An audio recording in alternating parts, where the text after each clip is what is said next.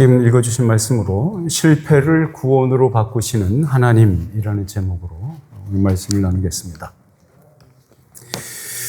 우리는 지난 주일에 우리 모두가 속죄함을 받은 자로서 여전히 회개할 수 있는 것은 무덤에서 일어나시사 하늘 성소에 들어가신 예수 그리스도의 몸이 지금도 전혀 썩지 않고 있기 때문이라는 것을 확인했습니다.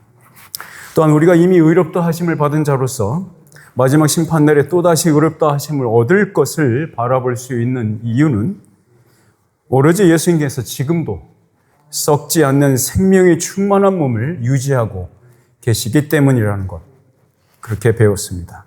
그러므로 우리의 삶 속에서 회개와 의의 열매를 맺는다는 것은 단지 우리의 믿음이 성숙해져 가고 거룩한 그리스도를 닮아가는 것, 그것만을 증거하는 것이 아닙니다. 오히려 우리에게 믿음을 주시고 또한 전심으로 믿기를 요구하시는 주 예수님께서 썩지 않고 살아 우리를 위해 기도하고 있으시다는 증거이기도 합니다.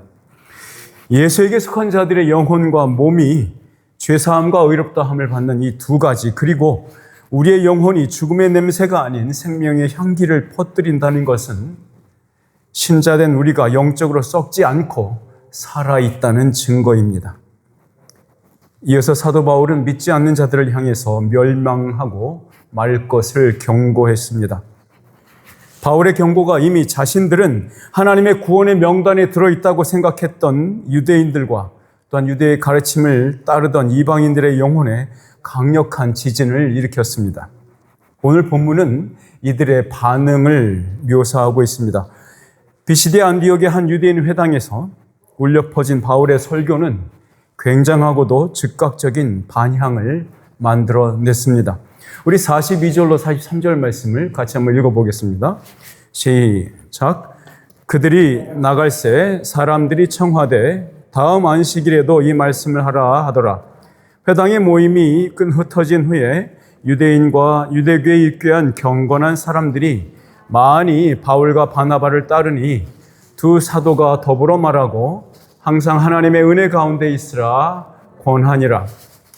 이들은 바울과 바나바를 통해서 선포되는 복음을 더더욱 듣기를 원했던 것 같습니다. 두 사도는 계속 그들과 대화했고요, 여러 말로 권면했던 것으로 보입니다.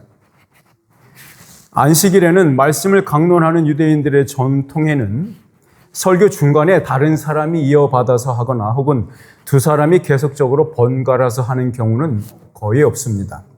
아마도 바울이 강론을 맡아서 했고 또 그리고 바나바는 그 이유에 따라서 이렇게 권면을 했던 것 같습니다. 그런데 여기 그 항상 하나님의 은혜 가운데 있으라는 그 독특한 말은 권위자라 불렸던 바나바가 늘 하던 위로의 말씀이었습니다. 우리 사도행전 11장 23절을 잠깐 살펴서 같이 읽어보시죠. 시작. 그가 이르러 하나님의 은혜를 보고 기뻐하여 모든 사람에게 굳건한 마음으로 주와 함께 머물러 있으라 권하니 라고 그렇게 말한 적이 있었습니다.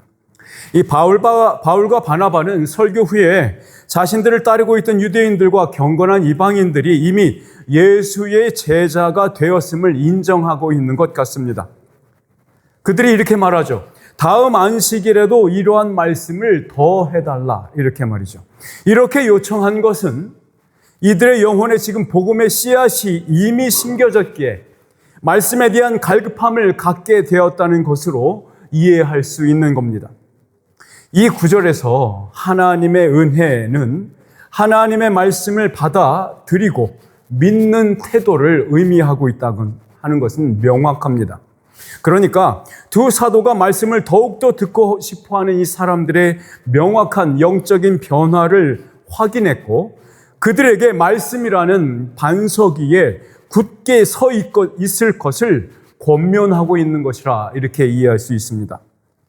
여기에 회당의 모임이 끝난 후에라는 말을 단순히 그 안식일 하루만을 의미한다고 우리가 제한할 필요가 없습니다.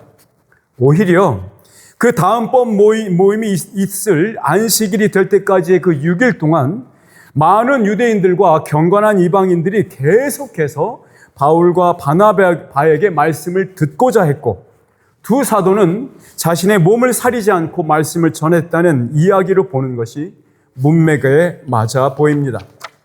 혹시 바울 사도가 바나바의 말투라든가 혹은 그가 주로 쓰던 화법이 초신자들을 권면하고 성령의 위로를 확인시켜 주는 데에 유용하다는 것을 아마도 바나바로부터 바울이 배웠을 수도 있습니다.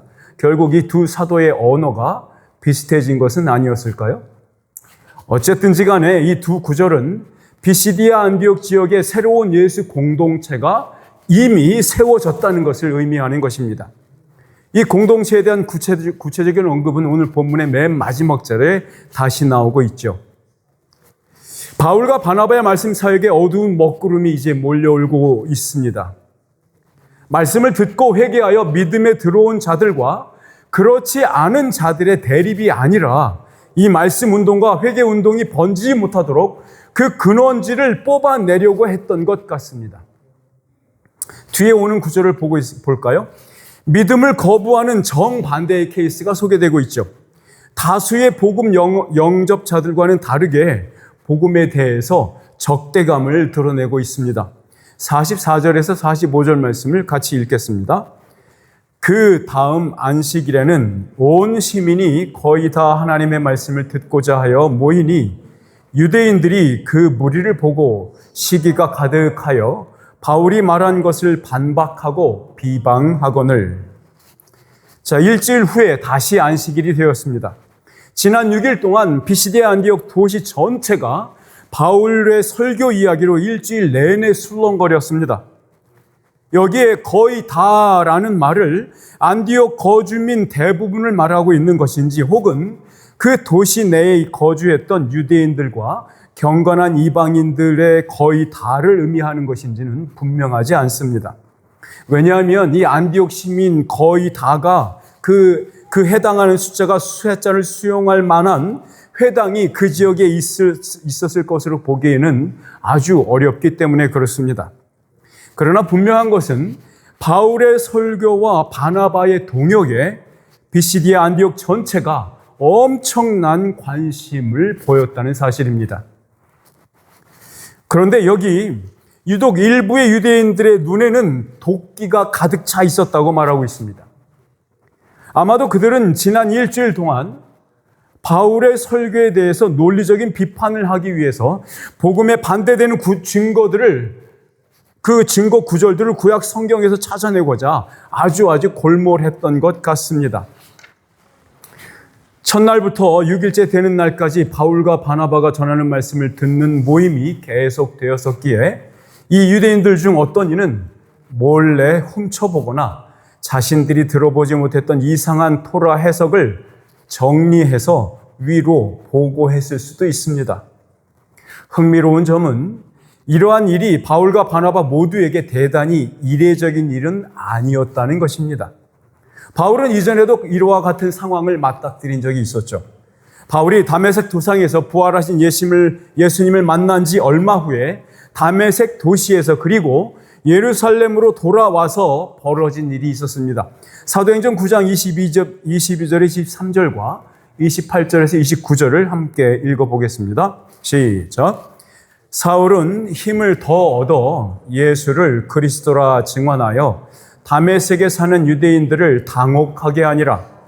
여러 날이 지나매 유대인들이 사울 죽이기를 공모하더니 28절 사울이 제자들과 함께 있어 시작. 사울이 제자들과 함께 있어 예루살렘에 출입하며 또 주 예수의 이름으로 담대히 말하고 헬라파 유대인들과 함께 말하며 변론하니 그 사람들이 죽이려고 힘쓰거늘.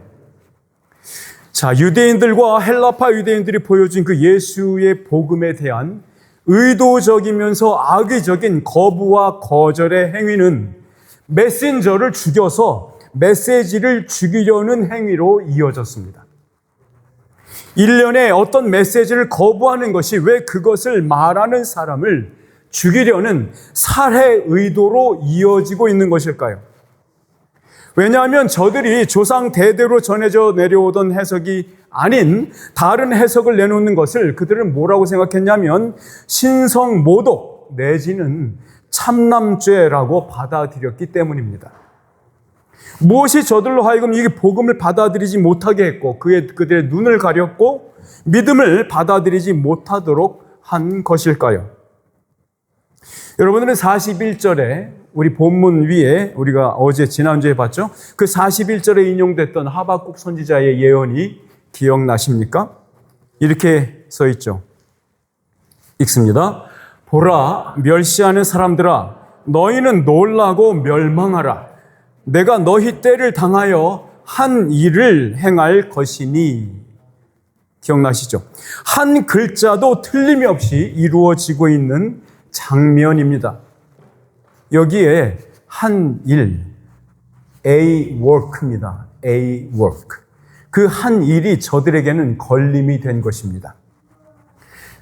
바로 이것은 나사렛 예수 그리스도가 죽음에서 살아난 그 부활의 사건을 말하는 것입니다. 저들은 생각해보지도 못한 방법으로 살아계신 하나님께서 이 세상에 개입하신 사건이니까요. 도대체 이해할 수 있는 능력도 없고 그렇다고 해서 받아들일 만한 용기도 없었으니까요. 참으로 비겁하고 비루하기 짝이 없는 군상들입니다. 성경은 이 부활 사건이 이 세상에서 일어나는 모든 일을 좌우로 판가름하는 신적 심판이 시작되었다고 선언하고 있습니다. 돌이킬 수 없이 이미 일어난 일을 말하고 있는데 왜 저들은 인정하고 싶지 않은 걸까요? 왜냐하면 오히려 자신들이 신성을 모독하는 것에 그치지 않고 그 하나님의 아들을 죽인 살인자들이었다라는 것을 자인할 수 없었던 이유입니다. 참으로 우리가 삶 속에서 회개할 수 있다는 것은 우리가 이미 속죄함을 받았다는 증명입니다. 이 유대인들은 예수 그리스도의 속죄의 제사를 넘어오지 못했던 것입니다. 유월절은 해마다 지켜왔지만 그 전통이 유월절의 주인인 나사렛 예수를 인지할 수 있는 능력을 준 것은 아니었습니다. 그토록 오랜 세월 동안 찾아 헤매어 여기저기를 거렸지만 누구도 그 실체를 소개해 주지 못했으니까요. 그저 그 메시아의 그림자만으로 만족했던 거죠. 걸림돌이 된 것은 무엇이었을까요? 왜냐하면 그 그림자에는 예수님의 얼굴의 윤곽도, 눈매도, 턱선도 보이지 않기 때문에 그렇습니다. 그렇게 자신들과 똑같은 인간의 모습으로 나타나신 그 그림자의 실체를 마주했을 때 저들은 영접하기보다는 오히려 그럴 리 없어, 하나님을 모독하지 마라 라며 예수를 거절했습니다. 이 유대인들은 저들의 선조들과 비교해보면 저들이 얼마나 복된 시대에 살고 있었던 것인지 알게 됩니다. 그들이 지금 부활의 시대에 살고 있기에 더더욱 그들은 핑계할 수 없는 것입니다. 사도 바울과 바나바는 저들의 반박과 비방에 주눅들지 않았습니다. 오히려 더욱더 가열차게 그리고 담대하게 말씀을 이어가고 있었습니다. 46절과 47절을 같이 읽어볼까요? 시작. 바울과 바나바가 담대히 말하여 이르되 하나님의 말씀을 마땅히 먼저 너희에게 전할 것이로되 너희가 그것을 버리고 영생을 얻기에 합당하지 않은 자로 자처하기로 우리가 이방인에게로 향하노라. 주께서 이같이 우리에게 명하시되 내가 너를 이방인의 빛으로 삼아 너로 땅 끝까지 구원하게 하리라 하셨느니라 하니. 하나님의 말씀을 먼저 유대인들에게 전했던 것은 어떤 선교 전략적인 차원에서 그것이 효과적이면서 큰 효율성을 갖고 있기에 그렇게 정한 것은 아니었습니다. 오히려 바울과 바나바의 심정이 여전히 유대인들을 향한 애정으로 불타오르고 있다는 것을 말하고자 했던 것입니다. 우리 사도행전 3장 26절에 유대인들에게 우선적으로 복음을 전하려고 했던 그 피 끓는 사랑의 호소가 이렇게 표현되어 있습니다. 제가 읽어드리겠습니다. 하나님이 그 종을 세워 복 주시려고 너희에게 먼저 보내사 너희로 하여금 돌이켜 각각 그 악함을 버리게 하셨느니라. 그토록 여호와께로 돌아올 것을 간곡하게 외쳤지만 복음을 반대하고 오히려 복음 전하는 자를 향해 입에도 올리기 어려운 그 더러운 욕들을 뱉어내는 그 유대인들을 향해서 두 사도는 이렇게 말했습니다. 너희가 그것을 버리고 영생을 얻기에 합당하지 않은 자로 자처하기로 라고요. 도대체 유대인들이 무엇을 버렸다는 말입니까? 네, 하나님의 말씀을 버렸다는 것입니다. 너희들 스스로 그 구원을 걷어차 버리기로 선택한다면 우리는 더 이상 할 수 있는 게 아무것도 없다. 이 구원이 바로 여러분 유대인들이 매주 안식일마다 공부하는 것이 아닌가. 지금도 그것이 성취되기를 바라고 있는 것임에도 당신들은 지금 그것을 버리고 있습니다. 라고 말입니다. 저는 이 구절에서 그 피를 우리와 우리 자손에게로 돌리라고 부르짖던 백성들, 예루살렘의 유대인들 말입니다. 그들이 연상되었습니다. 이토록 의도적으로 그리고 철저히 계획적으로 악함을 선택했던 이들이 한 세대가 다 가기도 전에 무려 100만 명 이상의 유대인 후손들이 예루살렘 성전의 멸망과 함께 로마인들의 칼에 사망해 버린 일은 과연 우연이었을까요? 바울과 바나바는 이렇게 복음을 대적하는 유대인들을 향해서 말하기를 너희는 지금 다른 모든 민족들에게 선택된 나라로서 모본이 되어야 함에도 불구하고 직무유기를 함으로 하나님의 명령에 불순종하는 죄를 범하고 있을 뿐만 아니라 또한 하나님이 주신 선물인 그 자녀됨의 특권을 쓰레기통에 던져버리는 우상숭배의 죄를 짓고 있다고 선고하고 있는 것입니다. 하나님의 말씀을 맡은 자로서 하나님을 더 많이 알고 더 사랑해야 함에도 불구하고 하나님을 저버리고 또 그의 아들을 죽이는 죄악을 또 다시 선택하는 그 비극이 펼쳐지고 있는 상황을 만방에 폭로하고 있는 겁니다. 지난 한 주간 동안 바울과 바나바 사도가 하나님의 진리의 말씀을 전하고 있을 그때에 이들은 거짓의 소문을 퍼뜨리고 있던 중이었습니다. 바울과 바나바는 그럼에도 불구하고 계속 이어서 나갑니다. 그런데 너희들이 모르는 것이 한 가지 있다. 그것은 너희가 버리는 것을 선택한다고 해서 지금 하나님의 말씀이 없어지거나 소멸되는 것이 아니다. 여기에 너희가 전혀 예측하지 못한 반전이 있다. 너희가 쓸모없다고 의미 없다고 말도 안 된다고 버린 그 보물은 이제 너희가 그토록 쓸모없다고 아무 도움이 안 된다고 하나님과 일절 관계가 없는 사람들이라고 짐승 보듯이 멸시했던 그 이방인들에게로 선택권이 넘어가고 있다는 것을 보지 못하고 있냐? 너희 앞에 서 있는 이 두 사람, 나 바울과 바나바는 이 일을 집행하라고 하나님께로부터 보냄받은 사도들이다라고 말입니다. 그들에게 하나님 아버지께서 이렇게 명령하셨습니다. 내가 너를 이방의 빛으로 삼아 너로 땅 끝까지 구원하게 하리라. 사도 바울은 이사야 선지자의 말을 인용하고 있습니다. 이방의 빛과 땅 끝까지의 구원, 이것은 동의어가 반복되는 구조입니다.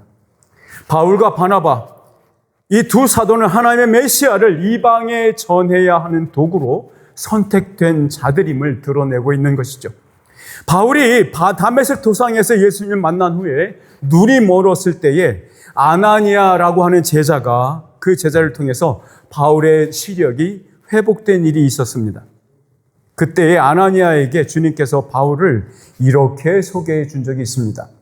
이 사람은 내 이름을 이방인과 임금들과 이스라엘 자손들에게 전하기 위하여 택한 나의 그릇이다라고요.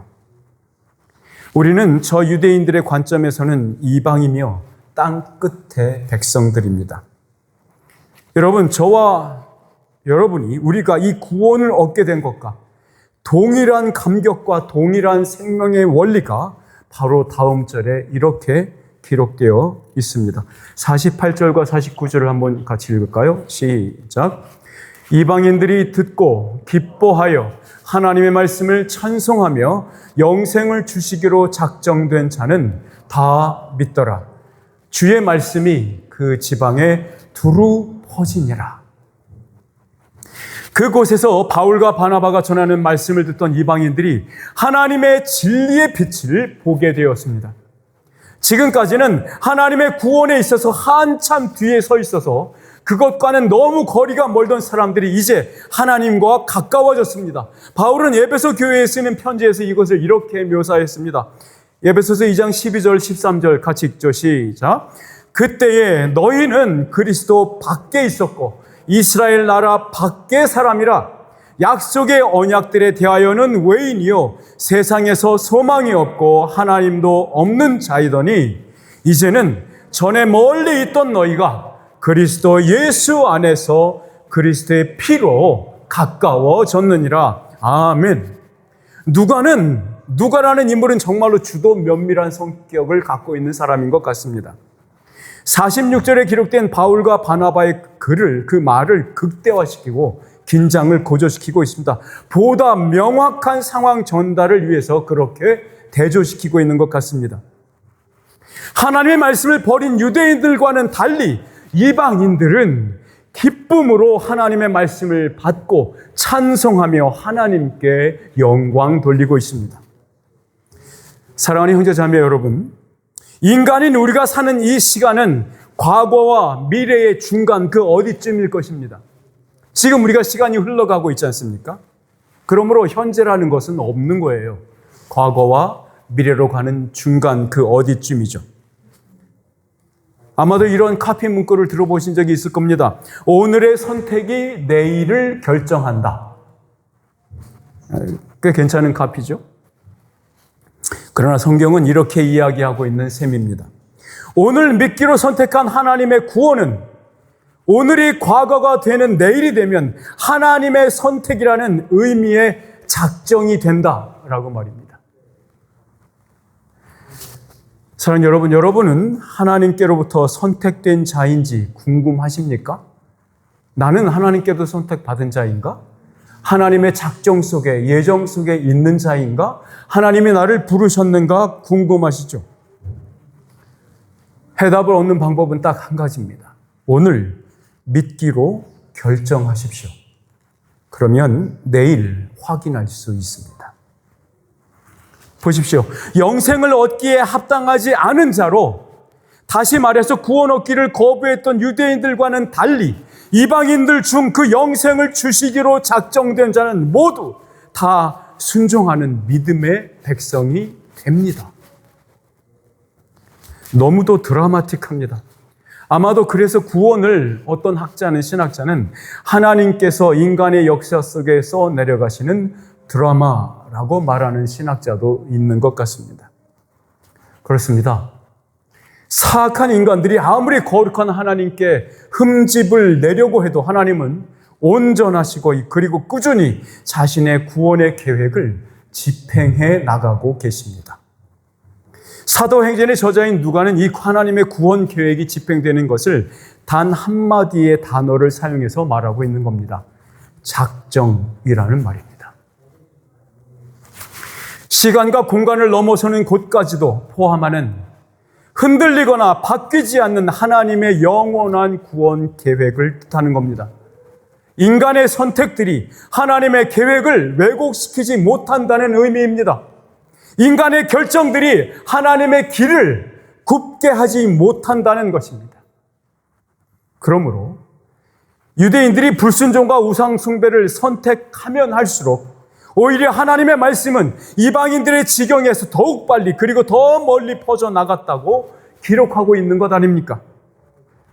사랑하는 성도 여러분, 매일의 일상 속에서 우리의 거룩함에 흠집을 내려고 덤벼드는 사탄의 계략과 거기에 동조하는 인간의 악에도 불구하고 우리의 믿음이 성숙해져가는 일과 마지막 심판날에 우리에게 예수 그리스도의 변호가 보장된다는 약속은 전혀 해를 받지 않을 것이라는 것에 조금도 의심하지 않기를 권면합니다.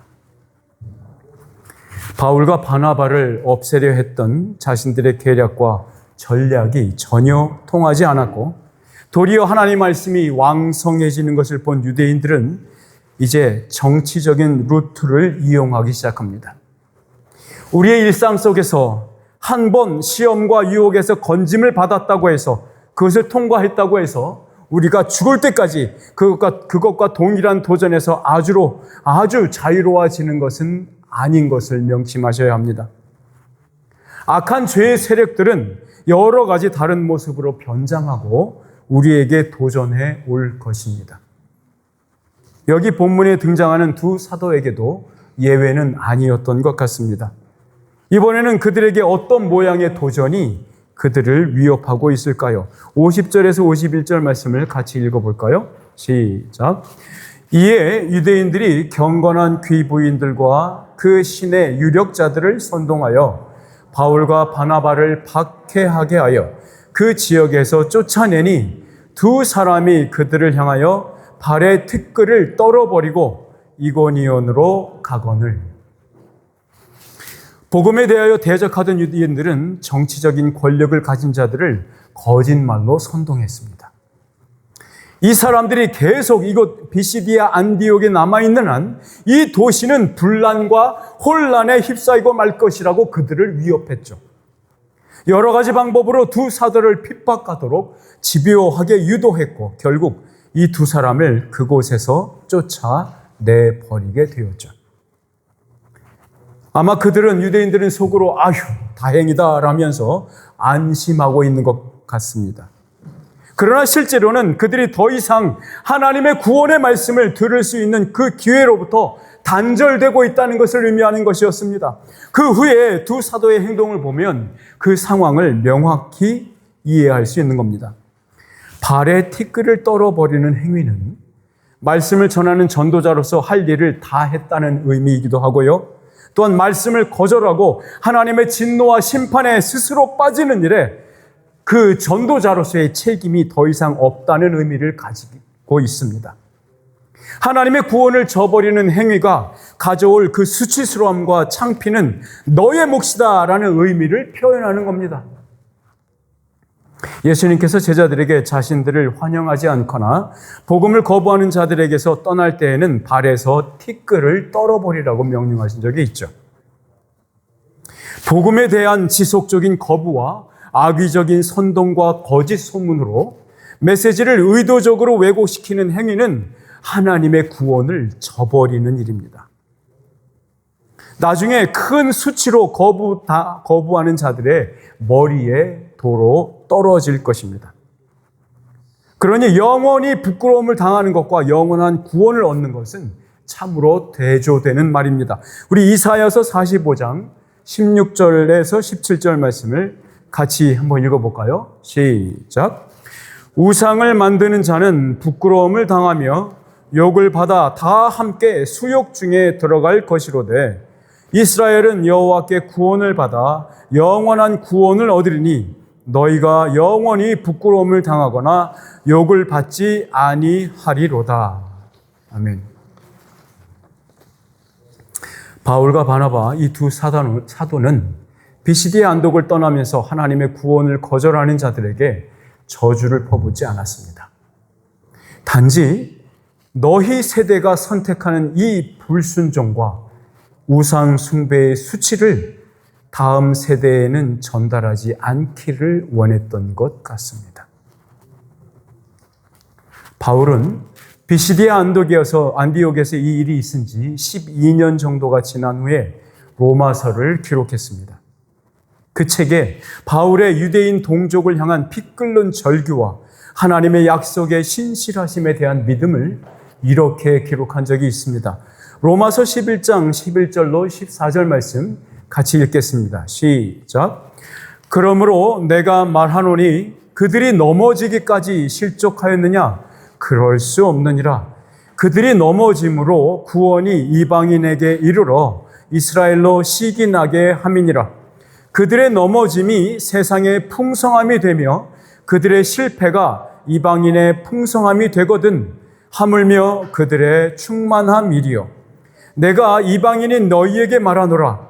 내가 이방인의 사도인 만큼 내 직분을 영광스럽게 여기도니 이는 내 고륙을 아무쪼록 시기하게 하여 그들 중에서 얼마를 구원하려 함이라. 바울은 유대인들의 불순종에 실망하지 않았습니다. 오히려 하나님의 은혜로